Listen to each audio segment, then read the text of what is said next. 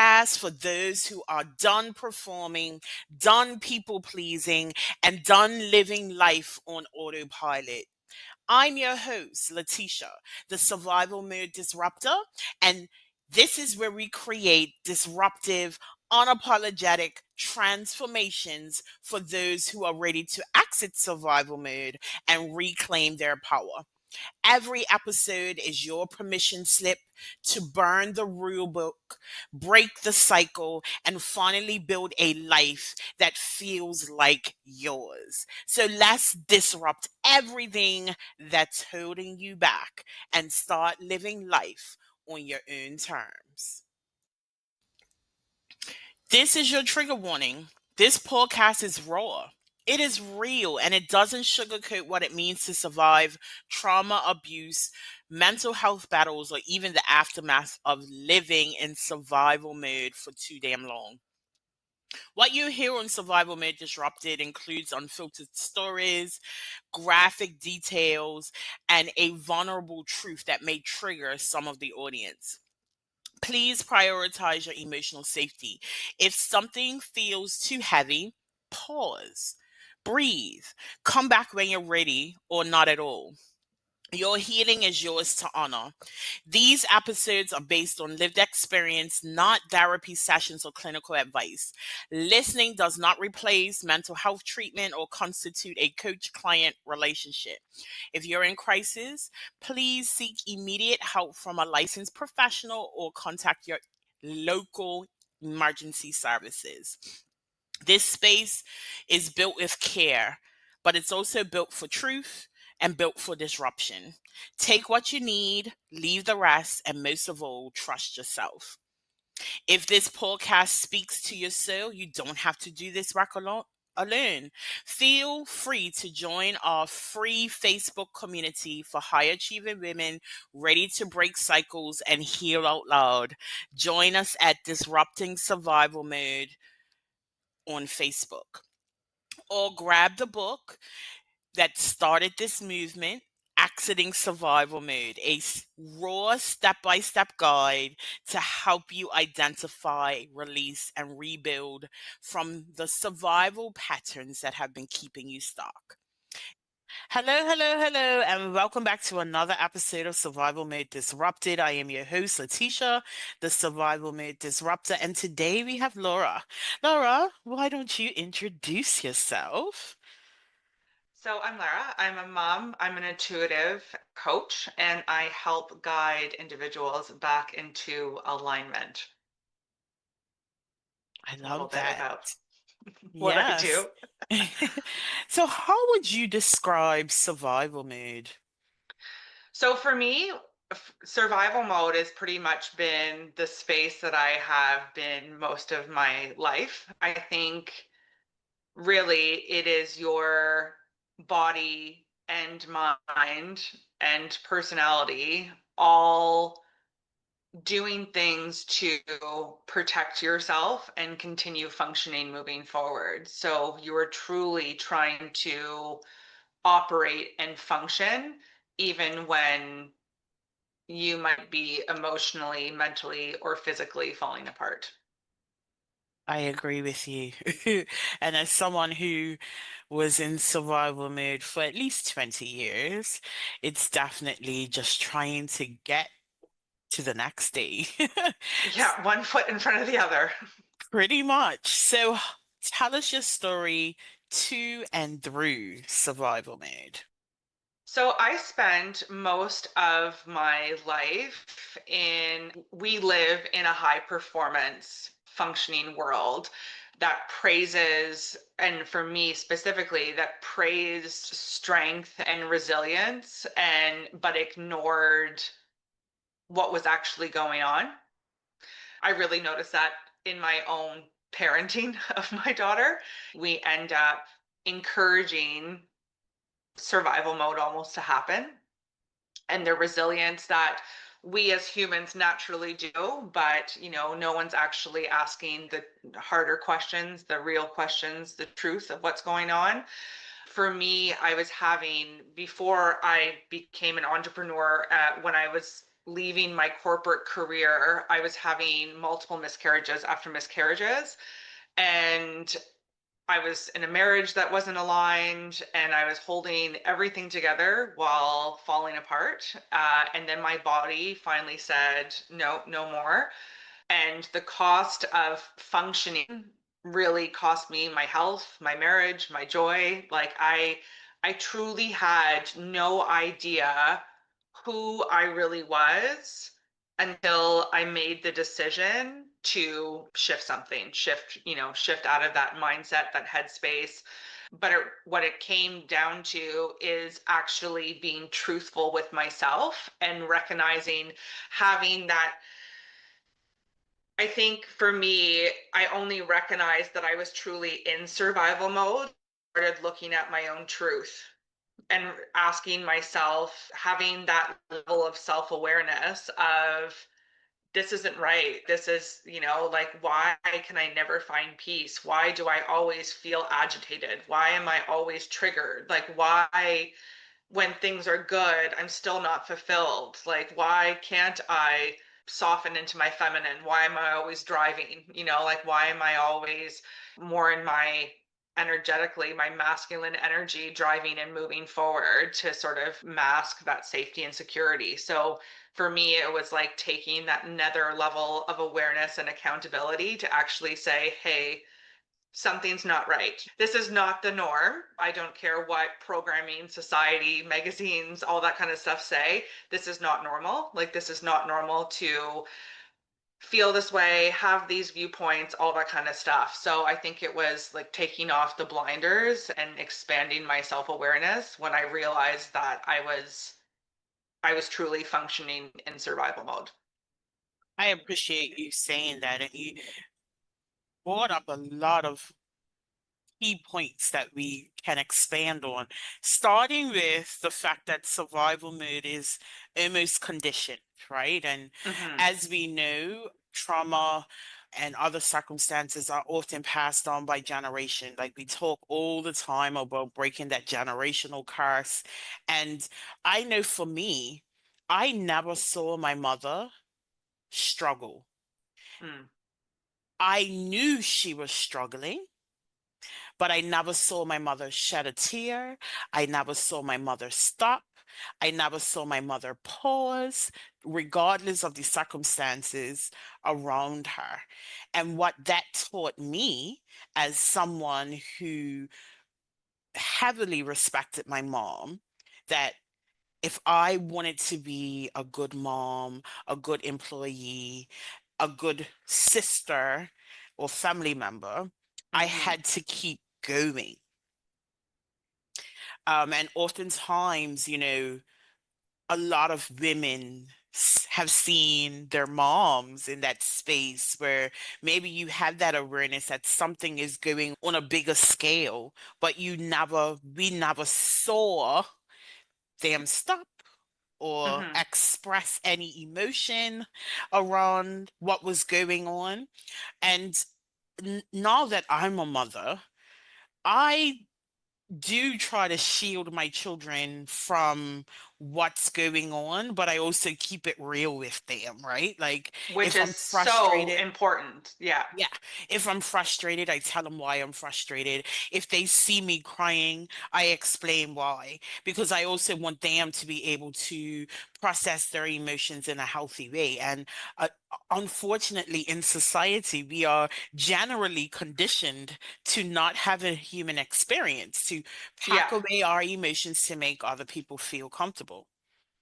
Well, that's the thing. It's easing everyone else's discomfort. That's like the wild thing. And that's, even from a lot of my coaching, it's parenting from truth, because when our children understand,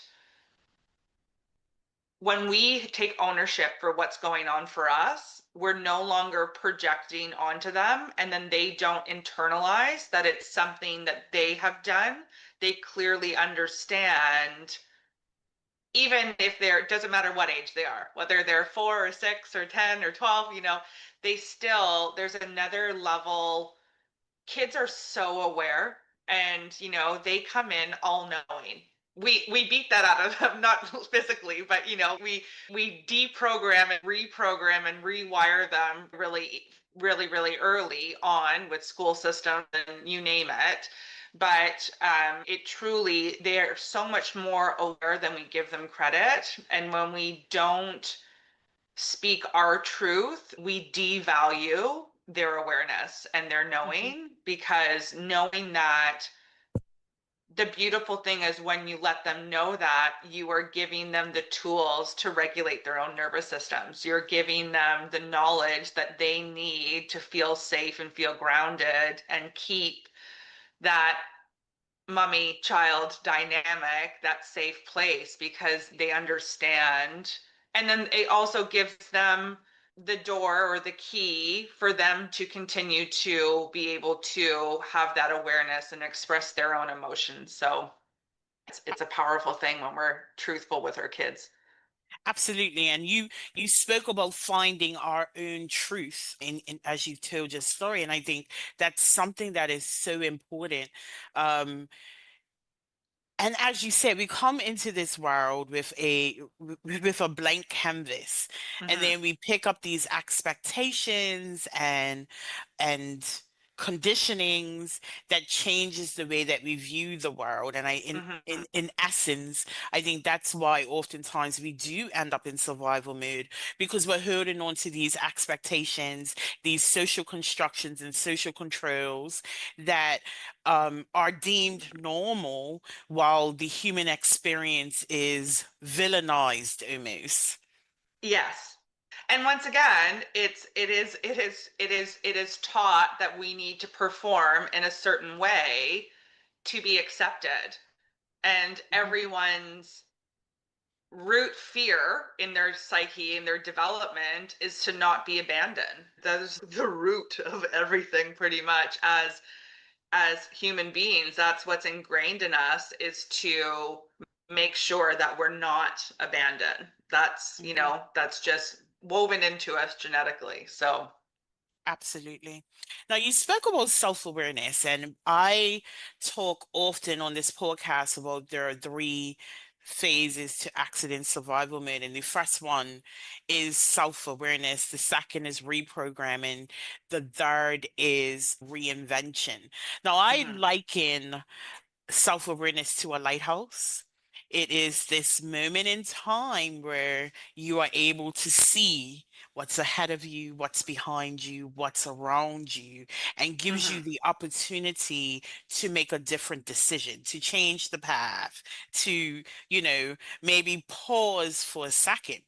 And the reason why I think that's so key in accident survival mode is we cannot change what we cannot see. You know what I mean? And 100%. we operate from this space void of our own truth, because that is something also that's conditioned out of us. Like, God forbid you have a different opinion than everyone else. Like, what is wrong with you, right? So, like, it's although, the journey out of survival mode is something that I believe is necessary, it's Yes. also this journey back to self, I It is believe. is truly a reclamation. That is what it is. Mhm. 100%. Yes. And let's talk about fulfillment. You didn't mention happiness.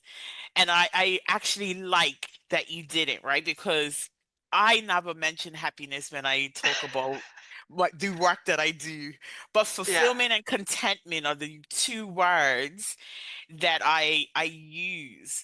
Now, you talked about aligning with values and all of that. Like, how does fulfillment play a role, do you believe, in being able to take radical ownership of our lives?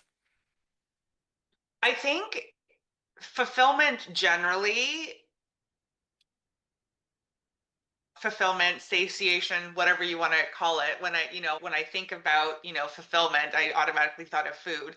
But it's more of a, when I think of that, we can always strive for joy, but even in joy, there's still a fulfillment. There's an alignment, there's a fulfillment. I feel like fulfillment is so much more embodying of like heart, mind, body, and soul. Like it's just what truly fills us up, lights us up, all of the above. And it's what we understand and actually take in and pull those threads, and what we really at the basis and root of our knowing, that's where fulfillment comes from. Mhm. Because it's not, fulfillment is like abundance. Abundance can be in every single pillar of our life. We can be abundant in love, abundant in finance, abundant in, all of the, all like friendship, relationship. And fulfillment is the same way. It's not, you can be fulfilled in everything you do, from deep conversations, from aligning with like people who resonate with you and are in alignment. There's so much, it's, fulfillment is such a greater descriptive word to encompass so many different components of your life than just the emotional reaction to what you're actually experiencing.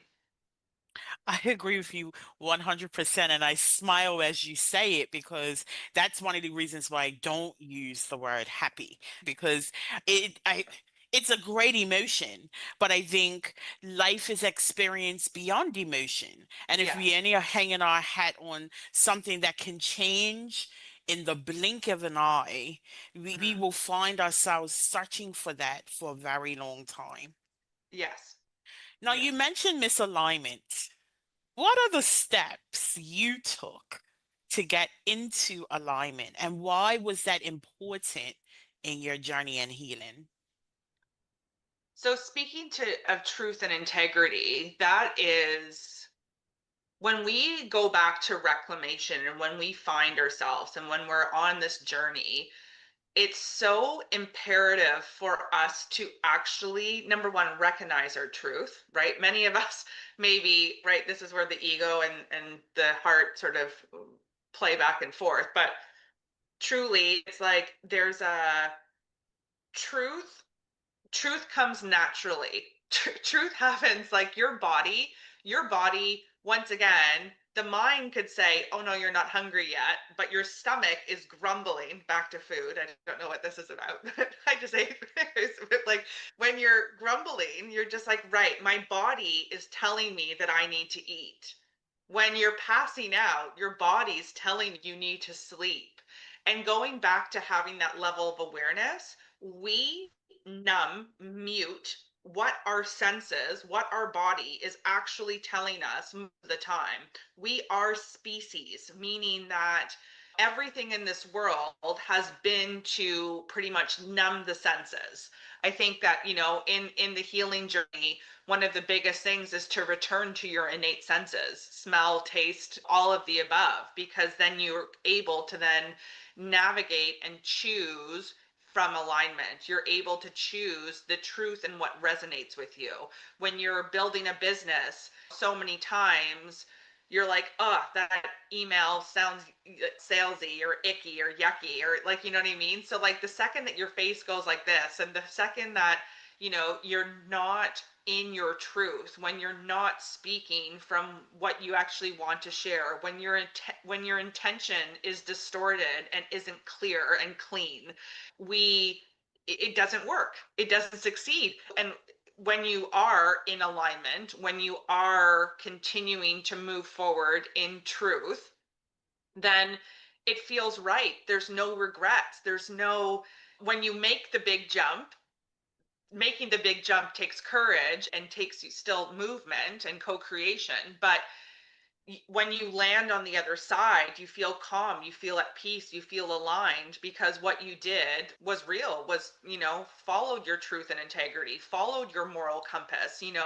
you decided to choose the clean, impeccable way of doing things, as opposed to doing things with, we're so conditioned to perform, we end up trying to manipulate most situations all the time without actually consciously knowing that we're trying to do it. And so, like I said, what I mean by clean is there's not that manipulation. Your intention is clear, everything like that. So, in alignment, and when we're in alignment and living in alignment or doing business in alignment, all of the above, parenting in alignment, right? Like everything feels everything feels so calm and so peaceful and so at ease that you're really comfortable and confident, even if it's pushing you out of your comfort zone, it's pushing you out of your bubble. Once you actually do the action or whatnot, you're in this state of peace and calmness because there was no BS. It was clear, it was clean, it was your intention aligns with your own moral and ethical code. And you know what? When we are in a state of survival mode for quite a long time, right? This is that fight and flight situation, or state of mind or state of being. Oftentimes, that peace that comes with the healing feels Yes. so abnormal. And I think, particularly if you haven't done the healing and you're introduced to a peaceful state of mind, you would think that it would bring you calm, but actually it doesn't because No, it makes it's you feel really uncomfortable. yes, it's such a foreign state. And I think I believe that everyone is in survival mode at any particular point in time. I'm really referring to the ones that are in it for an extended period of time because they Yes. aren't aware of No. how things are impacting them emotionally, physically, or even spiritually. So, Hmm. for someone who has identified that they are in survival mode, what would you say would be the first step to taking radical ownership of their lives and moving themselves forward? I think your breakdown or your redirections are invitations for you to explore. So that's everything that you experience. We are truly just living the curriculum that the divine put out for us in our lesson plan for our soul's purpose. We all, have different purposes and different things that we need to learn in this lifetime. And I think it's so important for people to recognize, even if it's in a moment, like this isn't, it once again, it doesn't come naturally. And so it's number one, making sure that you're not beating yourself up for being frustrated with yourself. But I mean, shadows are shadows for a reason. They're behind you. You can't see them. You need to be witness sometimes. And so for you, it's like, okay, right. If I continually am feeling like I'm not moving forward or I'm not getting the results that I want, just start asking yourself and doing some reflective work and doing some journaling, being like, what happened there? You know what I mean? Like when your child's reacting, they're reacting because that's how you showed them how to process and cope, right? Kids aren't bad kids. They are conditioned and taught how to react, how to function. And so if your child is acting out, most likely they're a direct reflection of your own energy in that moment. And so it's making sure that you have to it's just a conscious choice. You consciously choose that if you get triggered, ask yourself why. Make a note on your phone, then go back and journal, but make an awareness of everything that went wrong in your day, right? Not in your life, but just focus on the present, right? If you had a bad day, whether it was an argument with a coworker, whether it was at home parenting, take that moment that wasn't in alignment, that you weren't in flow, that wasn't peaceful, and actually choose to break it down. Choose to look at it and say, right, I co create my own reality. Life happens for me, not to me. So, because of that, what did I just need to experience in this moment? Why did I react the way I reacted? Was it me? Was it my energy? And so you're taking the step to break down and choosing to, yeah, peel back the layers of what actually happened. So it's a you don't necessarily need to do this massive reflection, but just take the little action steps in the moment. The first day, what are you going to do? Write down the moments and ask yourself, right, why was that? What was going on for me? And even if it's to recognize that you didn't feel heard or that that wasn't fair. Once again, healing happens in layers. So you get the first layer and you're like, okay, was that true that it wasn't fair? And then, go after that. So when we stop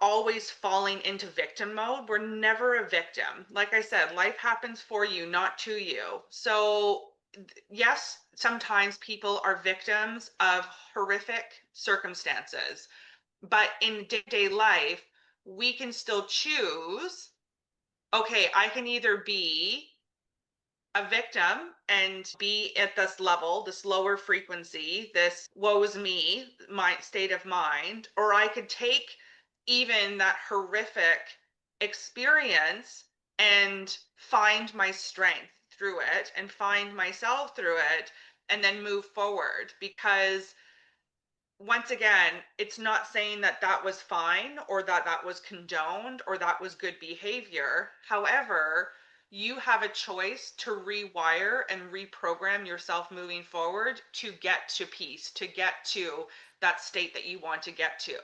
And so nobody is trapped by their experience. Nobody is trapped by their circumstances. It is truly a perception and mindset flip or rewire to say, no, no, no, I can even take this experience and say, right, rude awakening call. For whatever reason, I needed to experience it. There's horrific things that happen all the time. And so it's like, when you break down most people's lives, there's been some traumatic moments for everyone because it's how you perceive those moments. So I think it's one step at a time in actually trying to be a fly on a wall in your own life and witness Hmm. yourself through those little moments, and then start deconstructing those little moments, which will lead to bigger awarenesses, bigger pictures, understanding your childhood trauma, all that kind of stuff. But start just in the little moments. You don't need to do this huge reflective episode and drop into that. I mean, you can if you work with one of us, but it's one of those things that, like, you know what I mean? It is truly taking those little moments and start to recognize and journal. And then you can also, it's sort of like dreams, right? If you have a reoccurring dream all the time, write down the dream and say, right, what was I eating before bed? Oh, back to food. What was I thinking about? What was I processing? What was the emotions that I was going into my sleep with? And then you can find the thread and you can pull the pattern and all that kind of stuff. And it's the same thing too when discovering our triggers or shadows, all of that kind of stuff, all of our survival mode mechanisms, right? Of fight or flight, manipulating the situation to keep ourselves safe. So yeah, one event at a time is Yes, what I would. I agree with you 100%. And audience, like there is so much power in our ability to ask ourselves questions. Like the brain cannot resist a question. And while we may not have an answer right away, we will find it eventually. And it may pop up 2 or 3 days later out of the blue, but we get these answers. And I think what you said about being able to dissect circumstances rather than hold, excuse me, hold on to that victim banner that we tend to hold on quite tightly to, and being able to sit and understand the lessons that we are being taught in that moment. This is Mm-hmm. why when you say life is not happening to you, it's happening for you, there is always an opportunity for edification, for growth, for rediscovery, which then allows us to redefine, realign, and reinvent the circumstances that we are in. So, tell us a bit more about what you do and how you work with clients. I do primarily I do coaching and guidance sessions is what I do. I do readings as well. I am an intuitive. So I was, as an intuitive, I was always coaching, and I was coaching, I was always pulling in channel messages. So it is all just one. It's intuitive coaching. And So I do one-on-one coaching as well as I have two programs that I'm, relaunching again in the fall. One for parents trying to find their truth and parenting from truth, and one from redefining what it is to build a business as an aligned individual. Like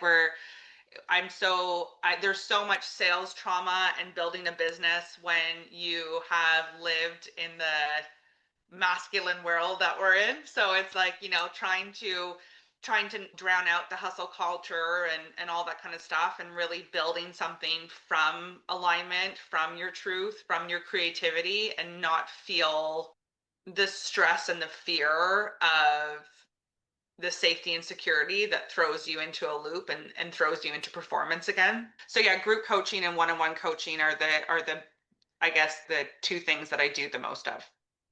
Okay. So, as we start to wrap things up, tell us how we can find you online. So you can go to my website. So it's www.larabokove.com. And then I'm on most social media. So Instagram, TikTok, same thing, just Lara Bokove. I'm the one and only. So that's my tag for everything. Yeah, so Lara, before we wrap it up, can you give the audience one key takeaway that they can action? Remember, your breakdown is not your failure. It's your invitation to explore and go into more. And you're not here to endure your life. You're here to live it. So it's a choice to move forward, and the choice is up to you. Listen, you have so much control over your lives, way more than you probably ever give yourself credit for. So take advantage of it and make it worth your while. Thank you so much for your time on Survival Mode Disrupted. And thank you, audience, for catching another episode. I want to remind you, you were not built to break, but you damn sure were not built to just survive. Disrupt the cycle, reclaim your life, and thrive on your own terms. And I will see you next week. Thank Once again, thank you for joining another episode of Survival Mode Disrupted, hosted by the Survival Mode Disruptor, Letitia. You didn't land here by accident. This conversation, it probably cracked something open on purpose, because survival mode isn't just a phase, it's a pattern, an identity, a prison masked as strength. But here's the truth: you're not broken, you're just unfinished. So if something stirred in you today, don't ignore it, don't numb it, move with it. And I want to once again invite you to join Disrupting Survival Mode, the Facebook community where healing is loud and messy and real. I also want to invite you to buy my book, The Survival Mode Exit Plan, because your breakthrough deserves a blueprint. And if you felt seen today, be sure to share this episode with someone who needs to hear it. Like, subscribe, and drop a review. That's how we amplify the voices that need to be heard. And remember, this isn't about fixing yourself. This is about finding yourself again beneath the rubble. Until next time, choose ease, choose power, choose you. This is Survival Mode Disrupted. Let's keep shaking shit up. you.